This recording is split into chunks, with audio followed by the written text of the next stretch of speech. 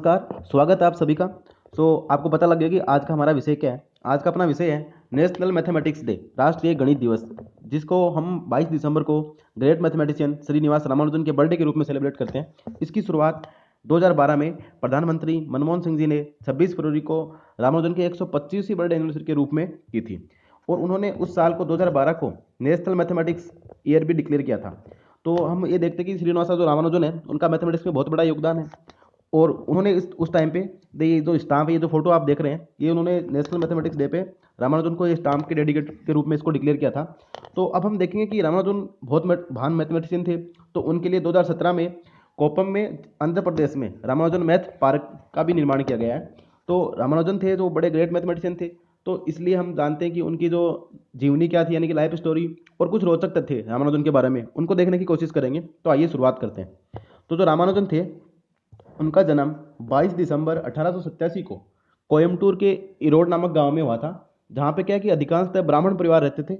और जो रामानुजन के पिता थे उनका नाम था श्रीनिवास अयंगर, वो भी ब्राह्मण और मंदिरों में काम करते थे। और जो उनकी माता का नाम था वो कोमल तामल था। तो रामानुजन का जो बचपना है वो कुंभकोणम जहाँ के गांव है वहाँ पे उनका बीता था। और बचपन से ही ये थोड़े प्रतिभावान थे। जब स्कूल में पढ़ते थे तो शुरू में लोग बाग ऐसे सोचते थे कि रामानुजन कहीं गूंगे तो नहीं है। इन्होंने 3 साल तक बोलना स्टार्ट नहीं करा था और फिर जब 10 वर्ष तक इन्होंने पढ़ना स्टार्ट किया तो 5th प्राइमरी स्कूल में ही इन्होंने पूरे जिले में सबसे अधिक अंक प्राप्त करे। तो इस चक्कर में सब देखने लगे कि रामानुजन बहुत महान है ऐसे। और फिर उन्होंने जब 10th क्लास में थे तो बड़े बड़े क्लासों के जैसे 12th क्लास के क्वेश्चंस भी सॉल्व कर लिया करते थे। और जब इनके अच्छे नंबर आने के कारण 10th क्लास में इनको सुब्रमण्यम छात्रवृत्ति भी मिलती थी। पर हुआ ये कि जब वो 12th क्लास में हुए तो उन्होंने गणित व अंग्रेजी को इतना पढ़ना स्टार्ट कर दिया कि बाकी विषयों पर ध्यान देना ही छोड़ दिया। और इस चक्कर में बाकी विषयों में क्या हो गए, फेल हो गए। और फिर उनको स्कूल से भी निकाल दिया और छात्रवृत्ति मिलना भी बंद हो गई। और फिर ये सब अपने परिवार को छोड़ वहाँ से छोड़ छाड़ के सब मद्रास आ गए। और इन्होंने नौकरी सोच रहा कि जब छात्रवृत्ति नहीं मिलती थी तो उन्होंने फिर बच्चों को ट्यूशन देना स्टार्ट करा। और उस टाइम पे उनको 5 रुपये ट्यूशन के मिलते थे। और फिर उन्होंने फिर से 12th का प्राइवेट फॉर्म फिल करा और फिर से एग्जाम दिया, तो उसमें वो फिर से अनुत्तीर्ण हो गए।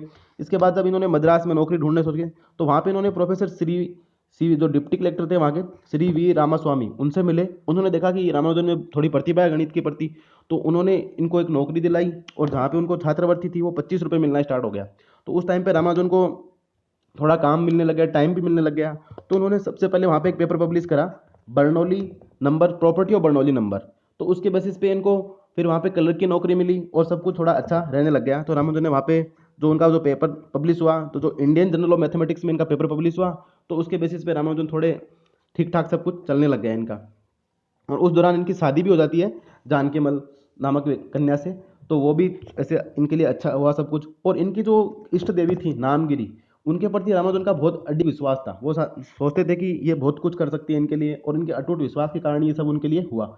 और फिर बाद में क्या हुआ, जब रामानुजन को टाइम मिलने लग गया था उस दौरान वो रात को क्या करते थे कि स्लेट पे लिखते थे। स्लेट पे वो लिखते थे खड़िए से, तो उनकी आवाज़ से उनके परिवार के लोगों की नींद भी खराब हो जाती थी उस टाइम पे। और फिर उन्होंने वहाँ पे कुछ पेपर पब्लिश करे।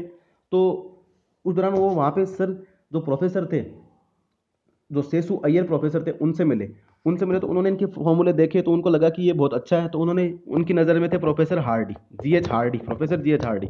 तो उन्होंने वो प्रोफेसर जी एच हार्डी को पत्र भेजे। तो उनको लगा कि पहली बार में तो उनको समझ नहीं आया कि क्या भेजा है, क्या लिखा है। पर उन्होंने अपने मित्रों के साथ डिस्कशन करा तो उनको लगा कि रामानुजन एक बहुत ही बड़े मैथमेटिशियन है, उनको बहुत कुछ आता है, बहुत प्रतिभा है उनमें। तो उन्होंने उस पत्र के बेसिस पे वहाँ पे जो जितने भी लोग बाग थे उनको उन्होंने अंक दिए। तो जो मैक्सिमम को तो उन्होंने 100 में से 35 नंबर दिए थे, और कुछ विशिष्ट थे उनको उन्होंने 60 नंबर दिए। पर रामानुजन को उन्होंने 100 में से 100 नंबर दिए। और उन्होंने रामानुजन को एक पत्र लिखा वहाँ पे कैम्ब्रिज बुलाने के लिए। पर रामानुजन के पास इतने पैसे नहीं थे उस टाइम पे जाने के लिए, तो उन्होंने उसको ध्यान नहीं दिया और छोड़ दिया, वहाँ पे रामानुजन नहीं गए। फिर जब दोबारा रामानुजन ने 1 साल तक और शोध पत्र करे, उन्होंने वहाँ जाने से पहले 3000 फॉर्मूले लिखे एक नोटबुक में। तो फिर जब दोबारा उनको ऑफर आया कि आप कैम्ब्रिज जाओ, तो रामानुजन वहाँ पे कैम्ब्रिज गए। तो वहाँ पे उनको जाने में कोई दिक्कत नहीं हुई, क्योंकि सब कुछ प्रोफेसर जी हार्डी ने सब कुछ पहले से वहाँ पे अरेंज कर रखा था। तो रामानुजन को इतनी खास प्रॉब्लम नहीं हुई। और जब रामानुजन स्कूली शिक्षा में थे तो उस टाइम पे उन्होंने पढ़ा, तो उनको 12th की डिग्री भी नहीं मिली, मद्रास में उनको कॉलेज की डिग्री भी नहीं मिली, वहाँ पे उनको कोई डिग्री नहीं मिली। और तो फिर रामानुजन जब ट्रिनिटी गए, जहाँ कैम्ब्रिज गए ट्रिनिटी कॉलेज में, तो यहाँ पे आप देख सकते हैं कि रामानुजन बीच में है और जी एच हार्डी भी इन्हीं में से हैं। तो फिर रामानुजन वहाँ के, तो उन्होंने वहाँ पे जी एच हार्डी के साथ अच्छा काम करा, उनके पेपर पब्लिश हुए। तो उनको फिर फेलो ऑफ रॉयल सोसाइटी दी गई। फेलो ऑफ रॉयल सोसाइटी में क्या था कि जो including nature, mathematics, mechanical engineering, इन सब में जो स्पेशल कंट्रीब्यूशन देता है उसको फेलो ऑफ रॉयल सोसाइटी देते हैं। तो सबसे फर्स्ट जो फेलो ऑफ रॉयल सोसाइटी के थे वो थे आइजैक न्यूटन, पर उस टाइम पे रामानुजन को भी फेलो ऑफ रॉयल सोसाइटी दी गई थी।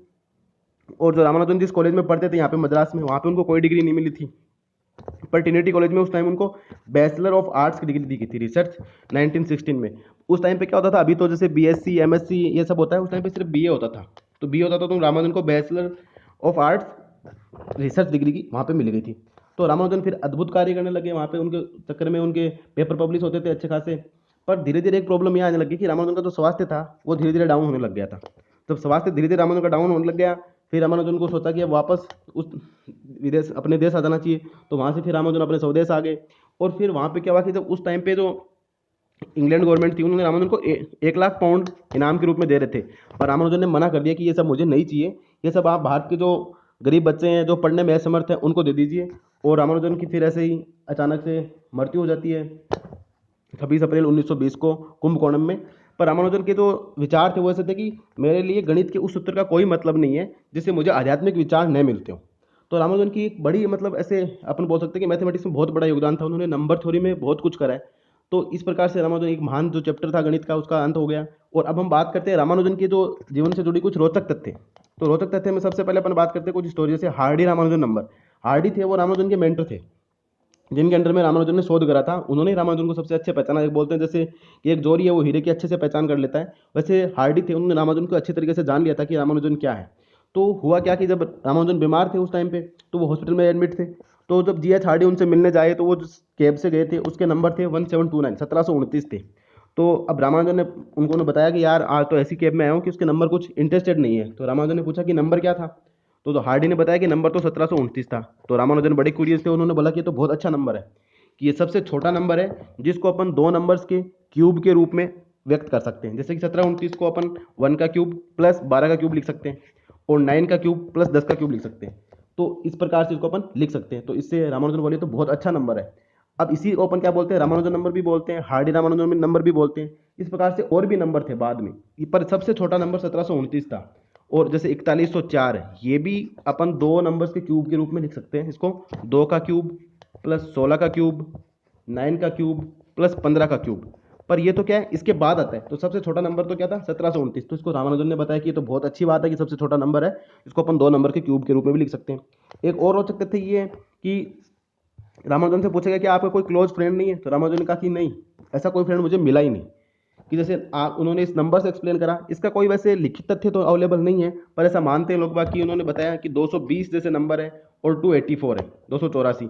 तो 220 के अपन फैक्टर करें उनखंड, यानी इसको किस किस से डिवाइड कर सकते हैं, तो 1 2 4 5 10 11 20 22 44 55 110 220 और 284 के ये फैक्टर हो गए। पर जब उन्होंने कहा कि जैसे मान लो 220 नहीं है, 220 नंबर नहीं है, यानी कि जो बाकी इसके फैक्टर बच के इनका योग करते हैं तो अपन को मिलता है 284। इसी प्रकार से अगर 284 नहीं है तो इन बाकी जो नंबर से इनका ऐड करते हैं तो मिलता है 220, यानी कि ये एक दूसरे को रिप्रेजेंट करते हैं। तो उन्होंने बताया कि जैसे मान लो 220 नहीं है तो इसके जो फैक्टर हैं वो रिप्रेजेंट कर रहे हैं किसको, 284 को, यानी अपने दोस्त को रिप्रेजेंट कर रहे हैं। और 284 नहीं है तो इसके जो फैक्टर है वो सम करने पे किसको रिप्रेजेंट कर रहे हैं, 220 को कर रहे हैं।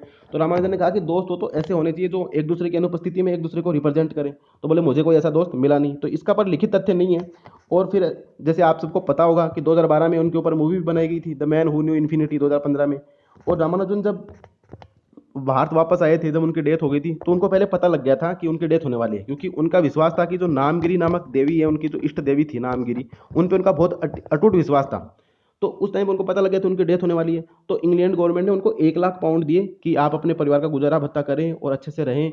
पर रामानुजन उस टाइम पे मना कर दिया, जबकि उनकी पत्नी जानकी मल थी, वो दूसरों के घरों में सिलाई का कार्य करती थी, दूसरों के कपड़े सिलती थी, और इनके भाई भी थे, वो भी इतने अच्छे नहीं थे कि इनकी आर्थिक स्थिति अच्छी हो। पर रामानुजन ने उन सब के लिए मना कर दिया। तो ये बड़े सोचने वाली बात है कि उस टाइम पर रामानुजन चाहते थे तो वो ले सकते थे, पर उन्होंने नहीं लिया। और इनकी वाइफ ने बहुत परेशानियों का सामना करना पड़ा। फिर उनके एक पुत्र हुआ, वो बैंक में मैनेजर लगा, तो उन्होंने इस फैमिली को थोड़ा संभाला। तो आई होप आपको थोड़ा पता लगा होगा कि रामानुजन की लाइफ कैसी थी, ये नेशनल मैथमेटिक्स डे क्यों मनाया जाता है, थोड़ा इंटरेस्टिंग लगा होगा। So thanks for watching and keep continue watching exponential mathematics. Thank you.